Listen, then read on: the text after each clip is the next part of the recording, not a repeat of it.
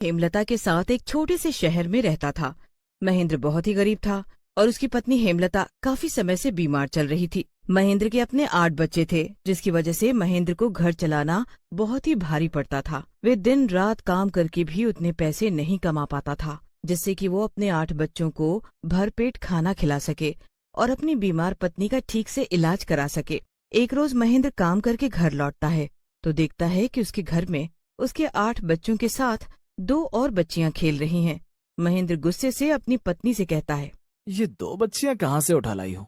अजी, मेरी बहन के मरने के बाद से जीजा जी की हालत काफी खराब हो गई है, जिसकी वजह से उन्हें अस्पताल में भर्ती होना पड़ रहा है। तो ऐसे में वो अपने दोनों बच्चियों को हमारे पास छोड़ गए हैं। अरे हमारे खुद के 8 बच्चे कम थे जो अब इन दोनों को और पालो। मैं तो पहले ही 8 बच्चों का ठीक से पेट नहीं भर पा रहा हूँ, अब इन दोनों का पेट कैसे भर पाऊंगा? पहले ही पड़ोस के लोग और बाकी सब लोग मेरा मजाक उड़ाते हैं कि देखो आ गया 8-8 बच्चों का बाप, और अब तो सब मुझे 10 बच्चों का बाप कहकर चढ़ाएंगे। अरे जरा अपनी हालत देखो, बीमारी के कारण खुद तो हर वक्त चारपाई पर पड़ी रहती हो और मैं सारा दिन धूप में पिसता हूँ। अजी, आप ऐसे क्यों बोल रहे हो? अजी, जैसे हमारे 8 बच्चे पल गए वैसे ही ये भी पल जाएंगे। आप ऐसे गुस्सा न करो। इन बच्चों का पेट भरने के लिए दिन भर मेरी क्या हालत होती है ये बस मैं ही जानता हूँ। कभी कभी तो लगता है कि कहीं दूर भाग जाऊं। अजी, आप ऐसे न बोलो और मुझसे एक वादा करो कि मेरे मरने के बाद आप हमेशा इन 10 बच्चों का पूरा ख्याल रखोगे। महेंद्र हेमलता की एक नहीं सुनता और वहाँ से चला जाता है।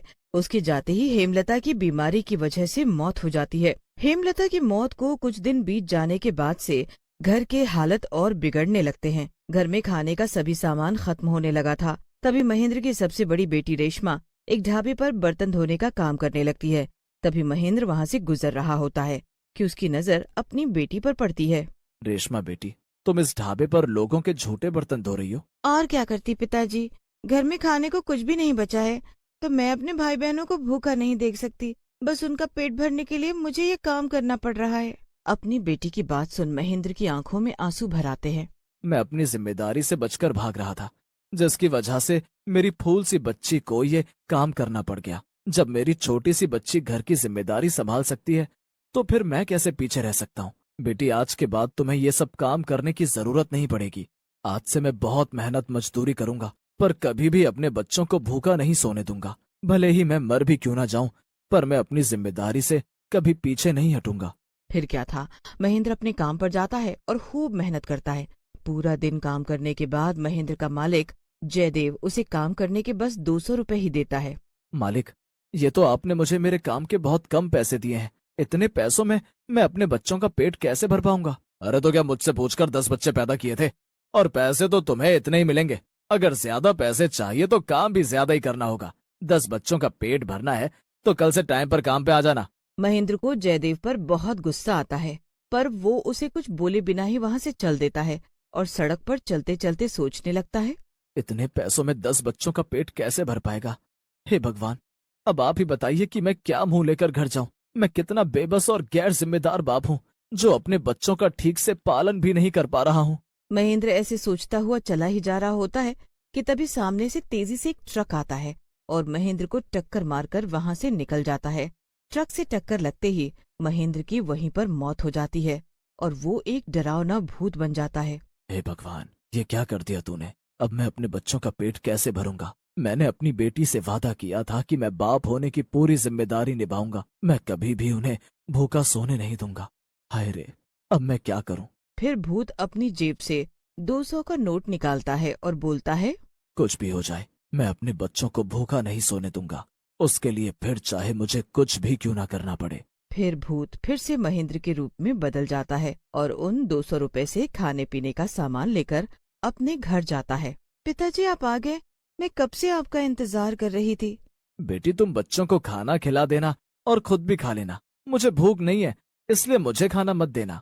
ऐसा बोलकर महेंद्र अपने सभी बच्चों के पास जाता है, उन्हें प्यार करता है और उसके बाद चारपाई पर जाकर सो जाता है। अगली सुबह महेंद्र फिर से अपने काम पर जाता है, जहाँ जयदेव महेंद्र की लाल आंखों को देखकर बोलता है, क्या हुआ महेंद्र बेटा? लगता है तुम्हारे 10 बच्चों ने रात भर तुमको सोने नहीं दिया, तभी तो आंखें एकदम लाल हो गई हैं। अब 10 बच्चे पैदा करोगे तो ये सब तो झेलना ही पड़ेगा ही। हाँ, एक तो बेचारी महेंद्र भाई की पत्नी नहीं रही, फिर ऐसे में बेचारे महेंद्र को ही इतने सारे बच्चों का बोझ झेलना पड़ेगा। क्यों? महेंद्र को जयदेव की बात पर काफी गुस्सा आता है और वो गुस्से से जयदेव का गला पकड़ लेता है और भारी आवाज में बोलता है, जयदेव के बच्चे, तूने मेरे बच्चों को बोझ कहा? अरे तू तो खुद इस धरती पर एक बोझ है, और अगर आज के बाद तूने मेरे 10 बच्चों को लेकर मजाक उड़ाया ना, तो मैं तेरा खून पी जाऊंगा। अरे महेंद्र, ये क्या कर रहा है तू? तेरे अंदर कोई आत्मा वात्मा तो नहीं आ गई जो तू मेरा गला दबाना चाहता है? अरे अरे छोड़ मेरा गला। अगर मुझे जरा भी खरोच आई ना, तो मैं तुझे अभी के अभी काम से बाहर निकाल दूंगा।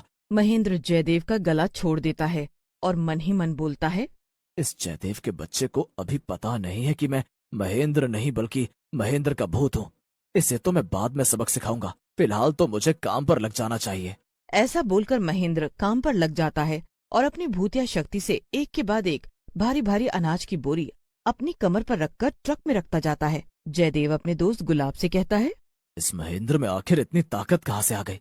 अनाज की बोरी तो ये ऐसे उठाकर ट्रक में भर रहा है जैसे इनमें रुई भरी हो। लगता है महेंद्र भाई को अपने 10 बच्चों वाला मजाक सहन नहीं हुआ, तभी तो देखो 10 बच्चों के नाम से उसके अंदर कितनी ताकत आ गई है। ऐसे बोलकर वो दोनों महेंद्र का मजाक उड़ाने लगते हैं। कुछ देर में शाम हो जाती है और सभी मजदूर थककर जयदेव से अपने काम के पैसे लेकर घर जाने लगते हैं। पर महेंद्र एक के बाद एक काम किए जा रहा था। जब रात हुई तो महेंद्र भी जयदेव से अपने काम के पैसे मांगने उसके पास जाता है। जयदेव महेंद्र को 500 रुपए देता है। महेंद्र को जयदेव की बात से बहुत गुस्सा आता है और वो गुस्से में आकर भूत के रूप में बदल जाता है। भूत भूत, अरे अरे मर गया रे, मर गया। ये महेंद्र एक भूत कैसे बन गया? क्या हुआ जयदेव? अरे तेरे तो चेहरे का रंग ही बदल गया। अब बता कि तू मेरे काम के कितने पैसे देगा? अरे अरे भूत भाई, मुझे जाने दो, और आपको जितने पैसे चाहिए आप ले लो, पर मेरी जान बख्श दो। तूने बहुत मजाक उड़ाया था ना मुझे 10 बच्चों का बाप बोलकर, मेरे बच्चों को चिल्लड़ पार्टी बोलकर। अब देख मैं तेरा क्या हाल करता हूँ। फिर भूत जयदेव के सारे पैसे ले लेता है और उसके बाद उसे गला दबाकर मार डालता है। भूत फिर से महेंद्र के रूप में आकर अपने बच्चों के लिए अच्छा अच्छा खाना और उनके लिए कपड़े लेकर घर जाता है। सभी बच्चे अच्छा अच्छा खाना और कपड़े देखकर बहुत खुश हो जाते हैं। फिर महेंद्र अपनी भूतिया शक्ति से ढेर सारा काम करता है और खूब पैसे कमाता है। फिर कुछ ही दिनों में महेंद्र एक बड़ा आदमी बन गया और उसने अपनी पत्नी के नाम पर एक फैक्ट्री भी खोल ली। एक रात महेंद्र अपने कमरे में अपनी पत्नी की तस्वीर के सामने अपने भूतिया रूप में आकर उससे बात करने लगता है।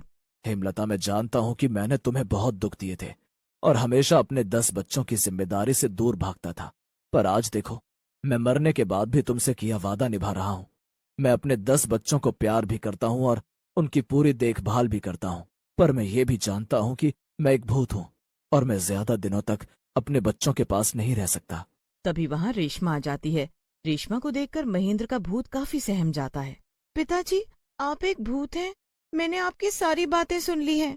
आप हमें छोड़कर कहीं नहीं जाओगे ना पिताजी?